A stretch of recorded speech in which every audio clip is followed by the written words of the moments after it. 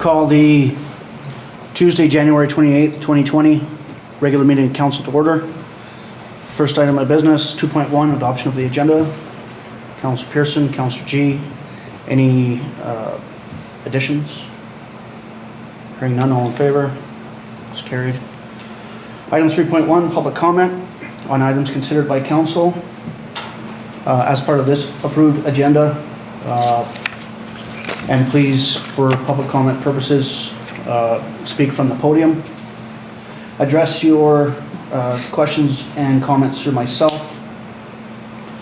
Debates with or by individual members of council will not be allowed during this time, nor will any commitments be made by council in replying to a question. Matters which may require an action of council will be tabled to a future meeting.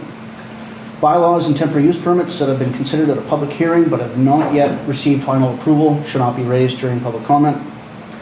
Individuals must state their name and area of residence for identification purposes, and the comments be limited to 2 minutes upon being wished welcome.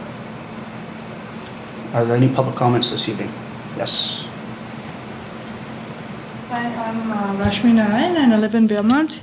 I had a few different things to comment on. One was the CAO's report on the Council's strategic priorities update. I want to say I personally enjoyed getting that much detail, partly because in council meetings we get only updates on decisions council are making and not so much on what's happening behind the scenes and what other staff are doing. And I enjoyed reading about the cross-training and preparing for succession planning and just other progress that council's the village staff is doing on our behalf. The other is the Clean Air Task Force. I liked reading about all the different research and all the, including whether we should consider, the different options between handling air quality directly and open burning and wood stove. So that. And third, I wanted to talk about the Seniors Housing Society letter. Just that the decision by council could be very timely because there's just a small window to apply for the project development grant and be ready for BC Housing's call for proposals this spring. So that. And also I support Curtis's request for what's coming up in March. So that's it. Thanks. Thank you. Any further public comments this evening?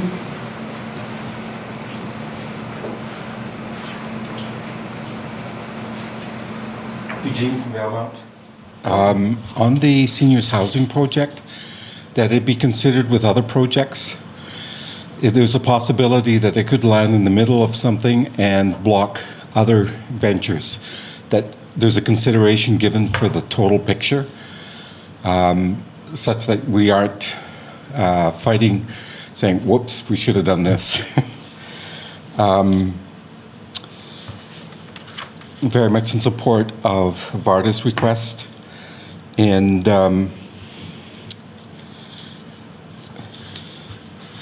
that would be it. Thank you. Thank you. Further public comments this evening?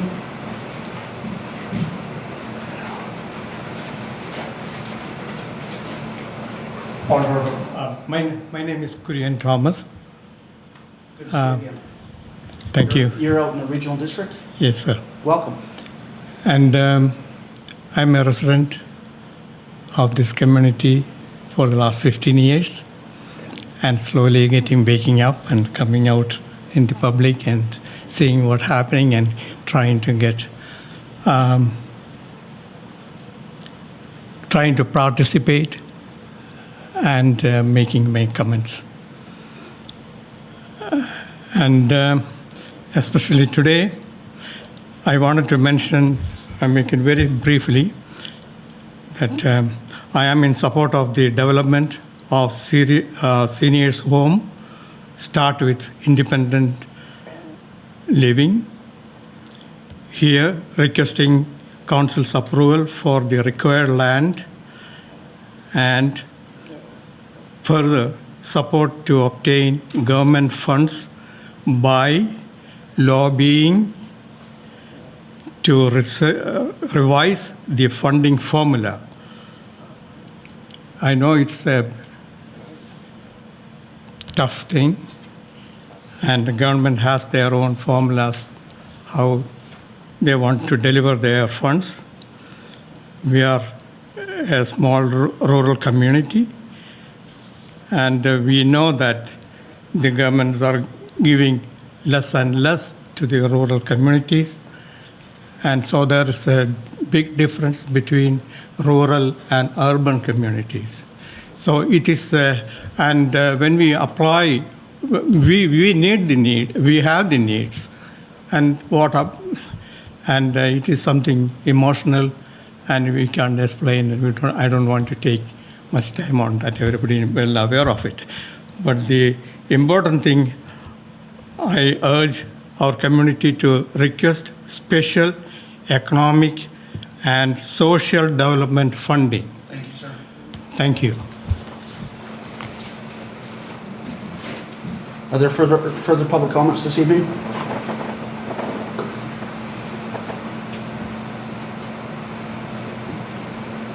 Hearing none, motion to receive public comment. Councillor Pearson, Councillor G. All in favor of receipt? Carries. Item 4.1, adoption of the minutes of the January 14, 2020 regular meeting of council. Councillor G, Councillor Blanchette. Are there any errors or omissions? Just a spelling mistake. Under public comment, activity to close the running water. Is that supposed to be running or renting? I don't have it in front of me, but I'll note. So Under public as a comment? housekeeping amendment. Any further errors or omissions? All in favor for adoption as amended? Carries. We have a delegation this evening from the Valemount Area Recreation Development Association. Mr. Poliak. Hello again. 2 meetings in a row. Before I get into this again, can I just ask for the definition of the delegation really quickly? Mr. Robinson. So definition, on the spot, definition of delegation. So delegation is when you appear before council and you can either talk about a topic that is of interest to you and of council. It can also be an ask. However, a delegation is not able to receive a answer from council at the same meeting. Perfect. During the delegation. During the delegation, that's correct. The only reason I ask is I just want to know what, we also have an ask later on the agenda, so what should we talk about now and what do we say for later? Councillor Pearson or Mr. Robinson, can you grab that fan? Yes. Nope. You got it.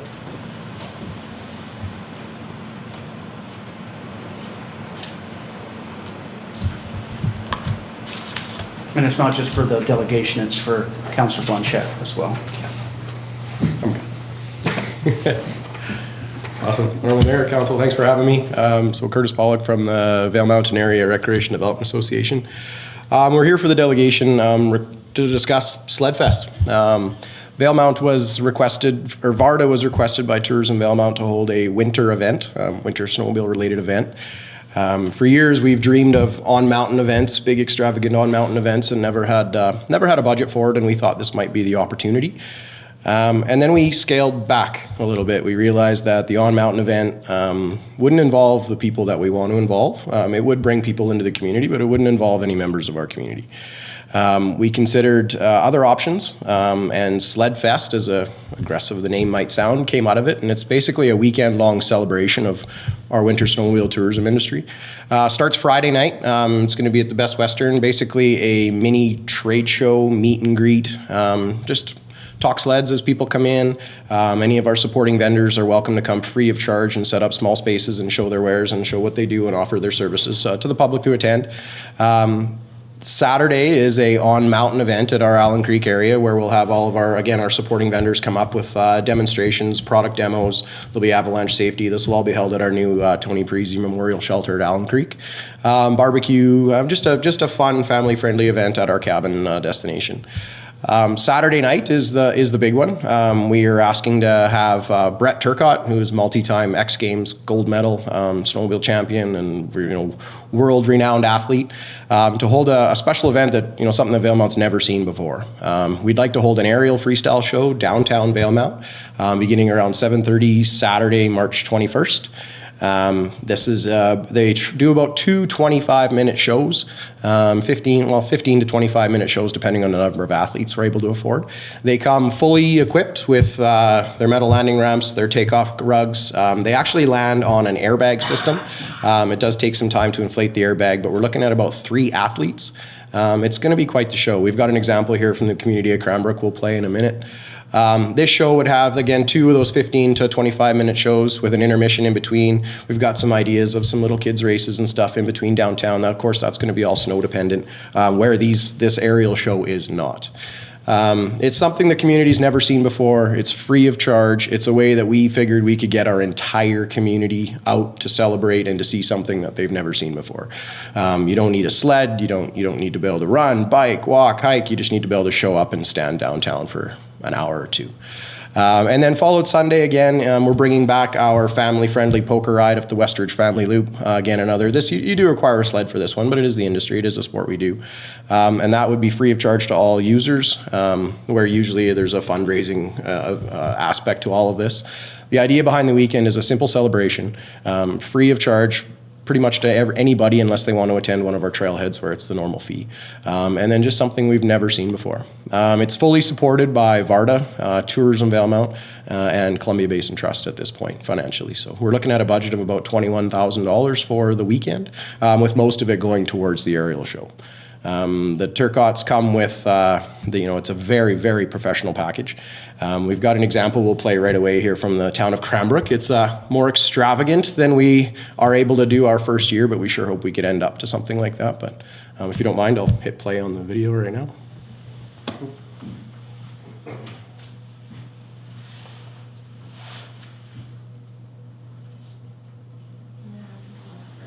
Oh, heard it. Daughter? Can you see a computer there? Yeah, it's just powering. May we turn this a little bit to have some members look at it as well, or should we leave it the way it is? Just leave it the way it is. Oh yeah, I guess they. There we go. So keep in mind, this is a bit more extravagant than what we're going to do. They have skiers involved as well, which would be amazing to showcase that aspect as well. What I'd like to focus on is the setup, where it is located in their downtown core, commercial core. Focus on the takeoff ramp and the landing ramp, which is what we'd be asking to install. Did you get all that, Michael? I did, thank you. Sorry, Mike.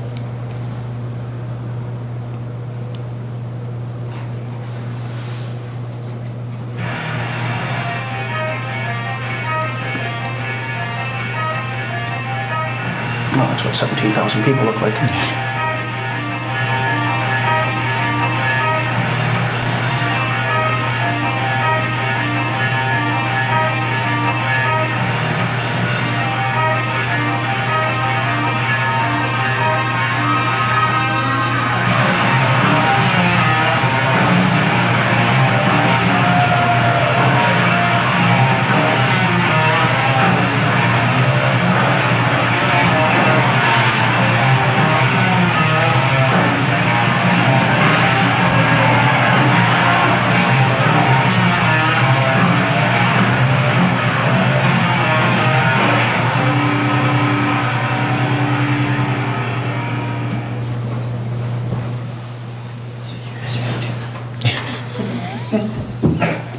Sure you want to go to Utah?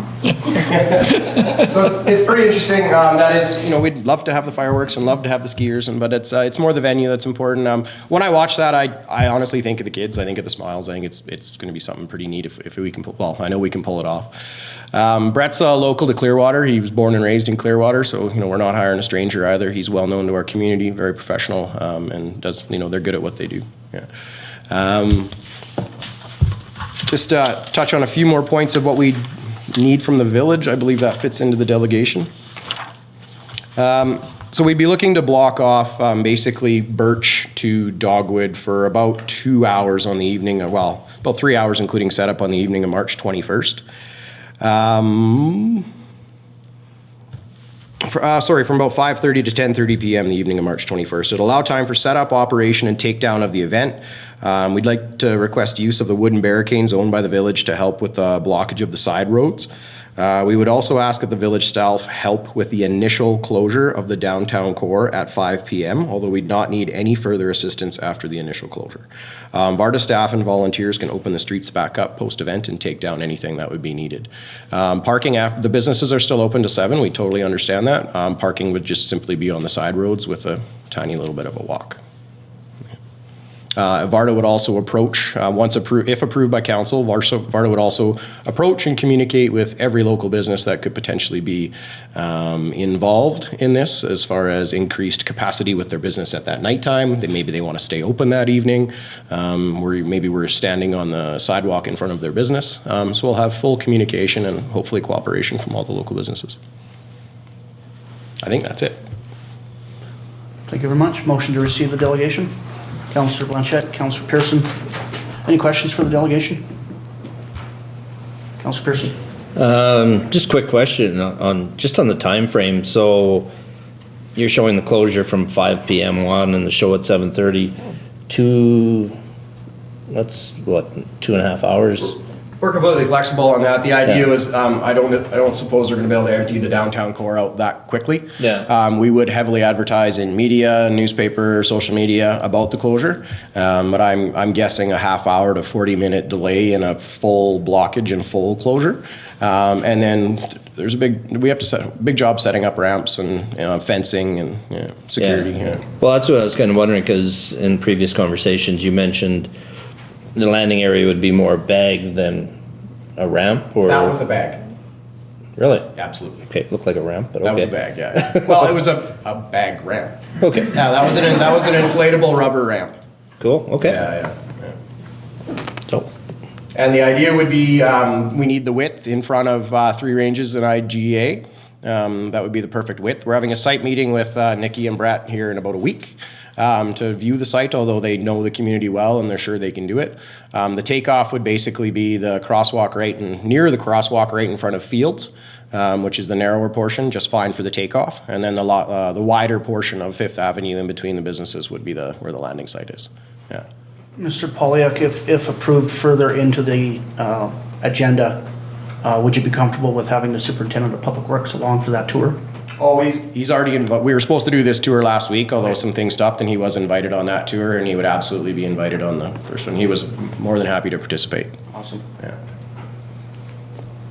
Any further questions of the delegation? Thank you very much. Thank you. All in favor of receipt? Carries.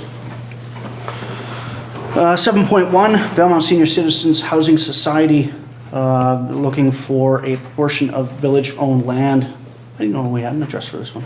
At 201 Ash Street to be designated in principle for a future senior citizens care facility. What is council's wish? Councilor Blanchette? Councilor Pearson? Discussion. So in theory, that piece of property is for a housing, different housing constructions. So the seniors housing is part of that construction. It was certainly identified in the report, yeah. Further discussion? Is there anything new from administration to add to this report? I just might add, 201 Ash is what was listed on the actual map that we had in the village. So just to be clear, the property that we're talking about is the property just south of the high school along Ash that has been the subject of the Radloff and Associates study that was received last year. Thank you. Hearing no further discussion, all in favor? Carries. Is there anything out of the reading file folks would like to dig out? I would just like to thank Tommaso Alberti and the Phidias Group for reaching out, letting us know of their plans to terminate their Jumbo Glacier Resort. Perhaps some focus or refocus will be placed into this particular project. Anybody else? Moving on. 9.1, we have a request from Varda for their winter event designated Sled Fest. 3 recommendations that we should entertain. So for the first, that Varda's winter event, Sled Fest, including the Brett Turcotte freestyle show proposed to take place on 5th Avenue, be supported by this council, subject to the proponent meeting insurance, liability insurance requirements. Councillor Blanchette, Councillor Pearson, discussion. All in favor? Carries.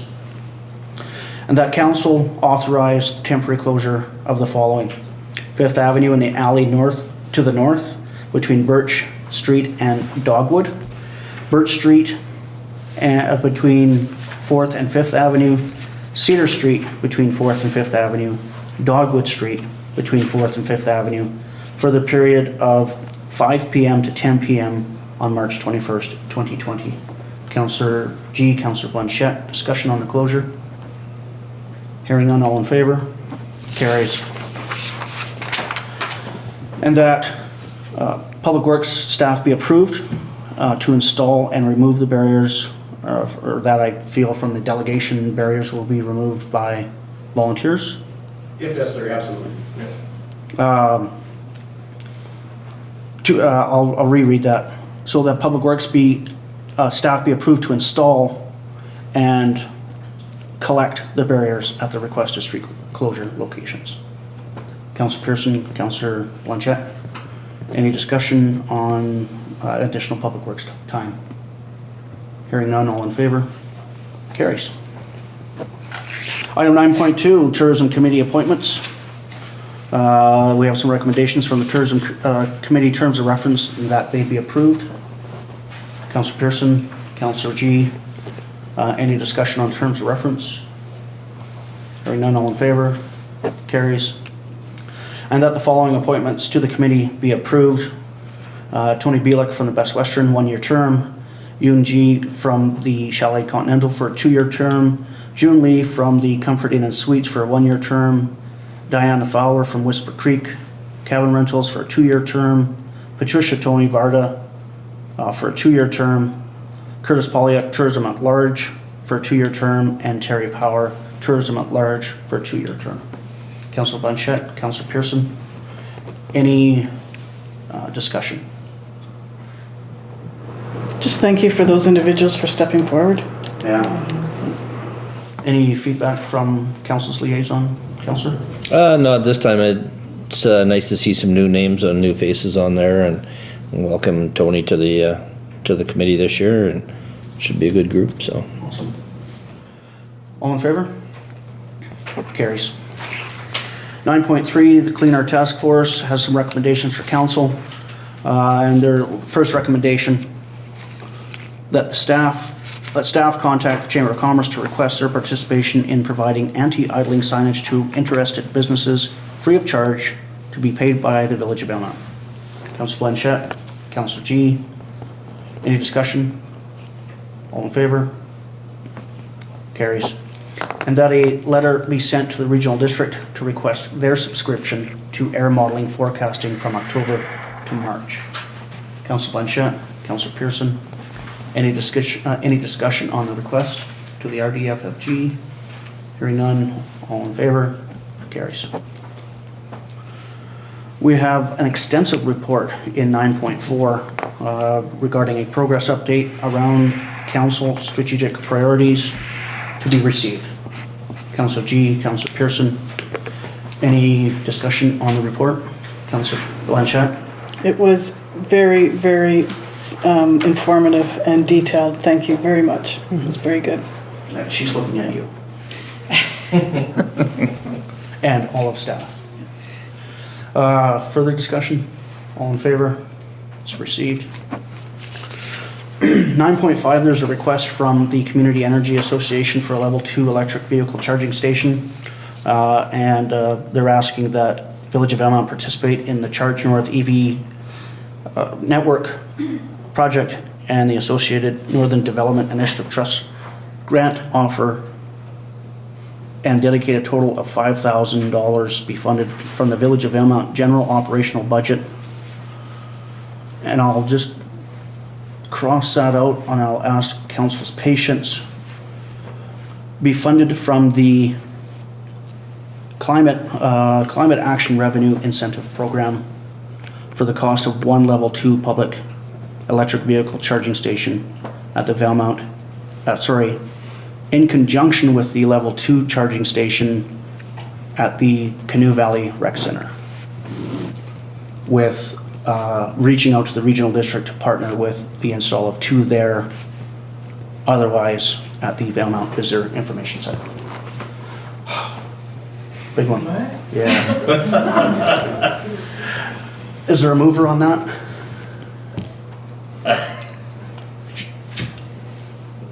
Should I reread my recommendation to council?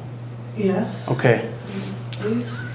That we participate in the Charge North EV network project and the associated NDIT grant offer and dedicate a total of $5,000 to be funded from the Climate Action Revenue Incentive Program for the cost of one level 2 public electric vehicle charging station installed at the Canoe Valley Rec Center in partnership with the Regional District Fraser Fort George,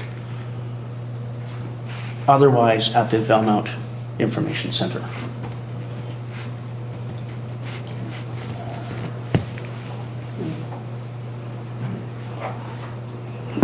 You're moving now? To put it on the floor?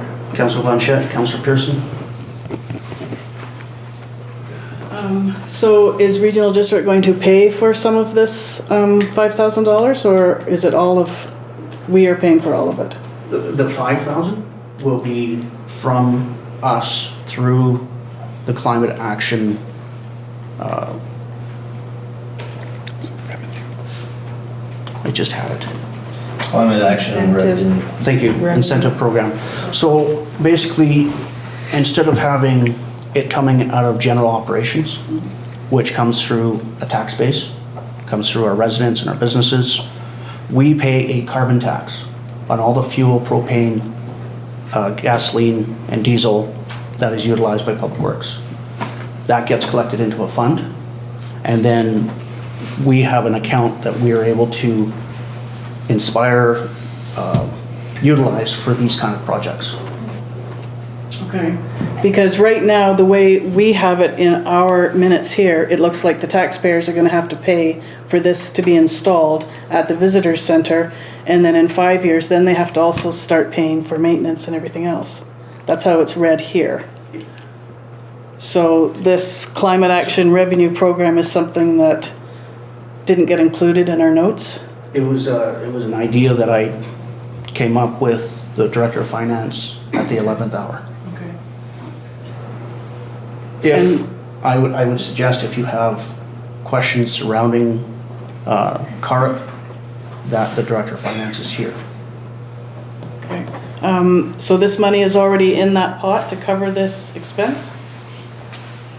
We've been collecting money over the past few years through this, and we have approximately 20,000. Some of it has already been set aside. We were looking at lighting for municipal buildings, Okay. but when the mayor and I were speaking, there were funds available for this. Okay, so the money, the $5,000 would come out to, for our portion to purchase an installation. And then we're on the hook for, in 5 years, we would still take that money out of this account. Not that I'm aware of. I'm assuming that we would partner with Regional District on some of the installation, so the cost would be less to us. Okay. And the install and operation, not in operation, but the install is from a much larger picture through NDIT contributions. I think it's 192,000. A lot of money. Which would be adding, I believe, 10 to the north. With, I think, 10 more in the following year. Okay, because I'm just reading here, it says the cost of electricity is 50 cents per charge for the local taxpayer. And then it says level 2 chargers typically do not require ongoing maintenance, but an annual budget of approximately $300 in event of electrical problems is recommended. Annual network fees are approximately $150 per station, and the charge north stations will be linked to user accounts through a service provider after the first 5 years. And the beauty thing about partnering with other local government is that we can have or take those costs into a 50% ratio. So having RDFFG on board as a partner, mind you, again, being at the 11th hour, staff have yet to reach out to the RDFFG to see if they want 2 charging stations at their facility.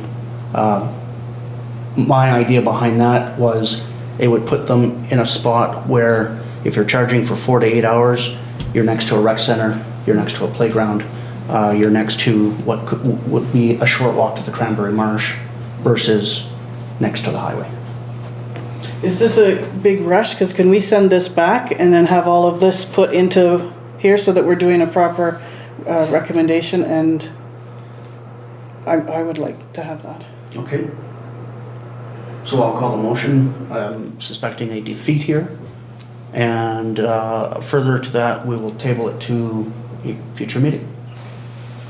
All in favor? Got 1. Opposed? It's defeated.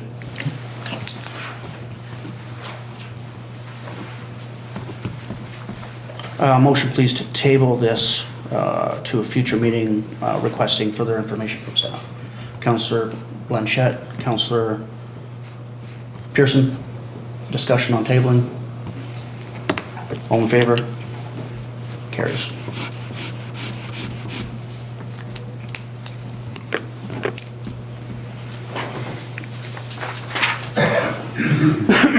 (9.6) we have a recommendation that staff be directed to gather public input and prepare a draft resolution for council's comments, recommendations for a Royal Canadian Legion Branch 266 application to transition to a liquor primary license and to be brought back for the regular meeting of February 25. Councillor Blanchette, Councillor G, any discussion? Councillor Pearson. Excuse me, just for clarification, both Councillor G and myself have talked to staff to clarify that this is just a preliminary step in the process to gather the information. So we're not in direct conflict of interest requiring recusal, but when it comes before council for a final decision, we will be recusing ourselves at that time. So, thanks for that. Further discussion? All in favor? Carries. 9.7, Housing Committee Budget Recommendation. The committee is asking for $10,000 previously contemplated for the NDIT Community Planning for Housing Program, and that it be reallocated for leveraging other grants, including housing-related work. Councillor Blanchette. Councillor Pearson, discussion on the reallocation? Hearing none, all in favor? Carries. 10.1, please, council, I ask for your patience for this one. It's a bit of a housekeeping amendment. To entertain 3 resolutions under this, and it's to do with the Village of Valemount Fees and Charges Amendment Bylaw number 813/2019. And instead of being adopted as presented, that third reading of the Village of Valemount Fees and Charges Amendment Bylaw 813/2019 be rescinded. Councillor Blanchette, Councillor Pearson, discussion on rescinding. Just to note that there's been an error and that's why we're rescinding it for the corrections. Yep, you bet. Further discussion? All in favor? It is rescinded. Another resolution, please, council, that Schedule A of the Village of Valemount Fees and Charges Amendment Bylaw 813/2019 be amended as follows.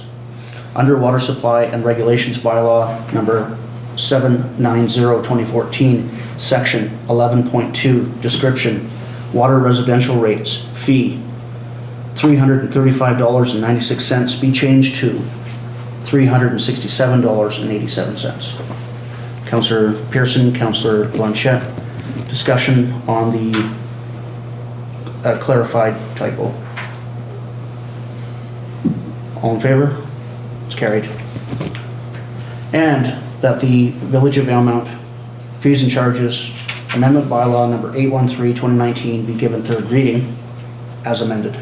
Councillor G, Councillor Pearson. Any discussion under third reading? All in, Sorry. Mr. Administrator. Normally I wouldn't interject, but it might be worthwhile just advising the public the reason why the number has been increased is to reflect the 5% increase that council had originally authorized.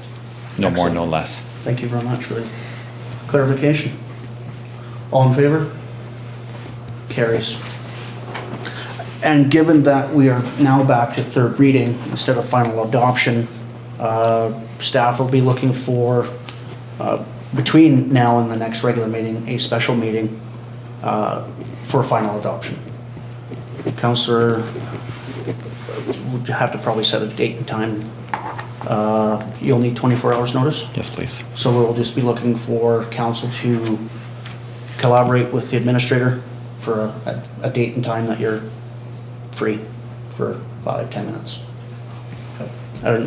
Doesn't need to be done now. No, that's fine. Thank you.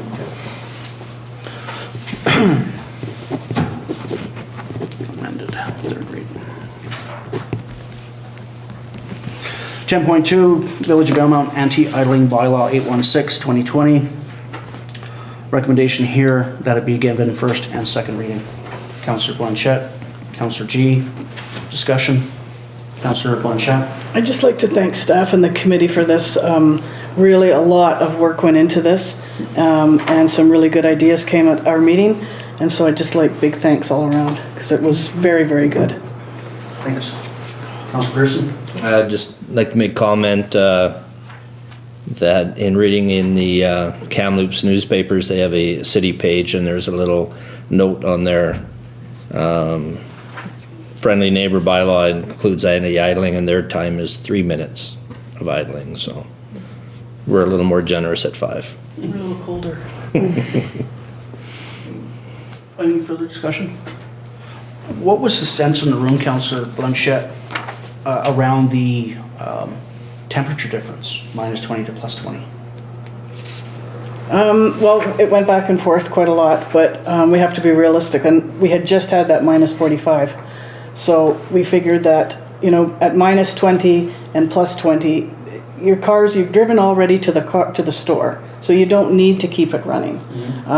When it's hot outside, leave your dog at home.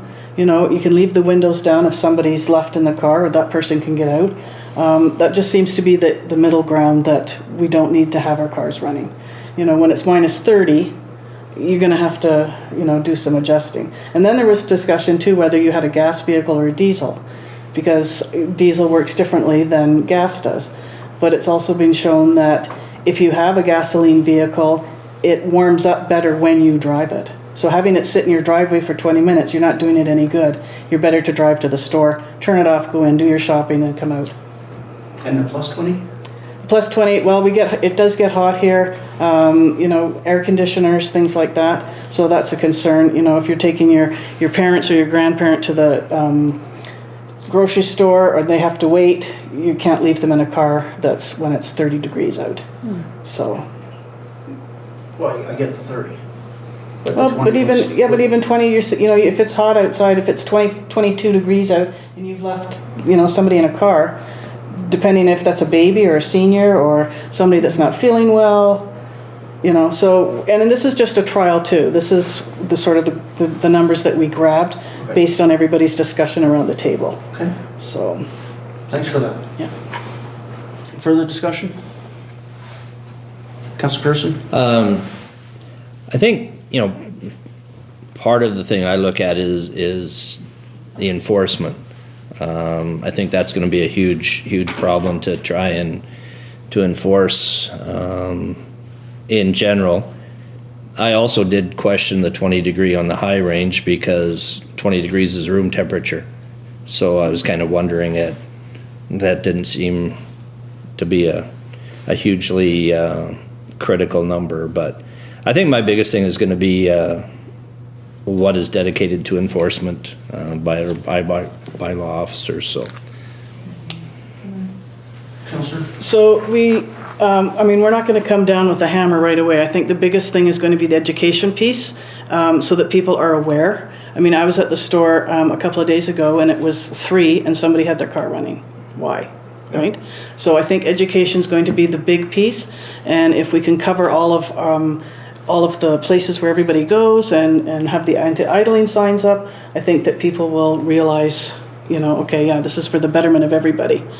So that's all we can do is try. Yep. And if there isn't an enforcement issue, and we're finding that we're dedicating a gross amount of resources to that end without results, we may have to change it down the road. And this is the first time we've done this, so Ever. there's going to be some growing pains, right? Yeah, absolutely. Further discussion? All in favor, first and second reading? Carries. 10.3 Village of Valemount Zoning Bylaw 610-2017 Amendment Bylaw 818-2020 be given first and second reading. Councillor Pearson, Councillor Blanchette. Discussion on the amendments. Councillor Pearson. I think it's a smart move with, especially for the height. I mean, the problems we have with anybody that's building a garage is seeking a variance, so I think it just moves us a little further to being on the modern side of things, so. Nice way of putting that. Although I do like hearing variance hearings and reasons for them, because you just gives council that ability to say yea or nay to whatever. Mm-hmm. But I understand what this speaks to is lessening that red tape and opening up housing options. Yeah. And storage options. Further discussion? All in favor? Carries. 10.4 Village of Valemount Zoning Bylaw 610-2007 Amendment Bylaw 819-2020 be given first and second reading. Councillor G, Councillor Blanchette. Any discussion on these amendments? Hearing none, all in favor? Carries. 10.5, staff are asking for a Valemount employee flexible work time program policy 75 be approved as presented. Councillor G, Councillor Pearson, any discussion on the policy? I'm glad that you had done a pre-trial, so that you can, it's all into play. Because when I first read it, I thought, what? So thank you for doing it ahead of time. Without a policy. Councillor Pearson? I understand the need for it. I'm always hesitant when we implement a policy that is very restrictive on how many employees it actually applies to. Out of all of our village employees, this affects very few people, so it's a little restrictive that way. That would be my only concern, but I understand the need for it as well, so. The beauty thing about policies is they can be changed in one meeting. Any further comments from or additions to the report? Sure. One thing, if I might, just as per Councillor Pearson's comment, there actually would be very few employees that would not be affected by this, because it's basically public works, because they have a different schedule that would be different from the rest, and it would be front desk staff as well, although there's systems in place that allow the front desk people to also have a little bit of flexibility as well, so it would actually affect the majority of staff. Okay. Does that satisfy your curiosity? Yep, Okay. we'll go with that. Changes in one meeting. All in favor of approving as presented? Carries. Council reports. Councillor G, what have you been up to? Under 11.1. I've been very busy, but I have no meetings to report. Very good. Councillor Blanchette. On the 6th, Councillor Pearson and I met with our seniors again. It's the first Monday of every month at the Golden Years. And it's for all seniors, not just ones that are living at Golden Years. On the 7th, we had our elder care meeting, and we applied for the UBCM Age Friendly Grant again. Thank you for putting it through last meeting. That's really great. So we're going to try and do something during the summer this year, and we're going to have it on different days. So hopefully we get the grant, and then there'll be more to follow for that. The housing meeting we had, which was really great. Thank you for passing the housing meetings requests. And the Clean Air Task Force. So everything's doing well. Are you having a good time? Things are happening? Yeah, it's nice when things move forward, because then you don't mind going to the 12th meeting, you know. Yeah. Councillor Pearson. I can say that I've had no meetings in the last 2 weeks, but my calendar looks rather full for the next 2 weeks, so more to report then. Right on. I had budget meetings on the 15th. I'll forward this to you, Ms. Shepherd. With the regional district, so the first half of their budget process last week, or 2 weeks ago, sorry, followed by a regular meeting of the board on the 16th. On the 22nd, conference call with Federal Minister O'Regan of Natural Resources, with 13 of our colleagues around northern BC and Mr. Joel Mackay from NDIT on the downturn in forestry as it's being experienced in the north here, and what the federal Minister of Natural Resources could assist with through other avenues, essentially involving other ministries as well. So it's a good discussion. We'll see what comes out of that. The 24th and 25th, I was able to call into a Columbia Basin Trust meeting of the board. They were meeting down in Ainsworth, and just looking at the road reports and the weather, it was just smarter to call in, I think. And it worked well. I mean, it's always nice to attend in person, but black ice always wins. I had a follow-up from that meeting with the trust on the 27th. And on that same day, I had a Prince George Regional Advisory Committee board meeting, making recommendations to NDIT for several grant applications around the region. Same day, a conference call with NCLGA about the upcoming AGM, the resolution process, see where that goes from there. And then a quick discussion with Councillor Garth Frizzell from the City of Prince George surrounding our Canada Invests in Infrastructure, where that grant application is. And the results of that was, 'tis the season for announcements. So there wasn't a whole lot of information, you know, Minister's thunder. We shall not be taking that, so we're taking that away. And then this morning, participated in the Robson Valley Region Steering Committee meeting, staff from Regional District, Mr. Robinson, Mr. Gisenbergy, some folks on from McBride, Sheila McCutcheon, And they're, Karen Dubé, yes, EDO. and then Regional District Director Daniel Allen and Councillor Alan Frederick. Yes. Some very cool collaboration and opportunities there.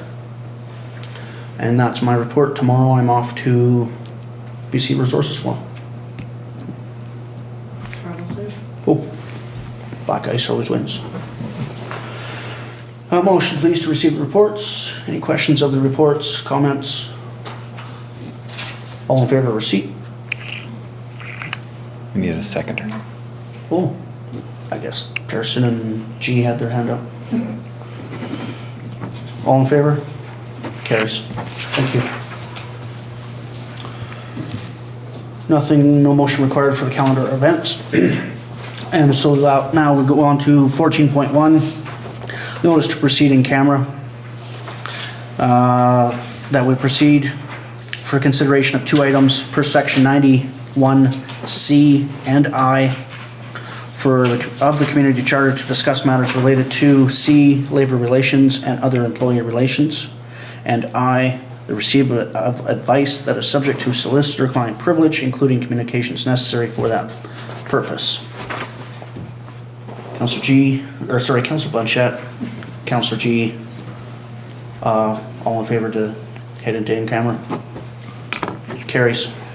So we'll now recess the open meeting.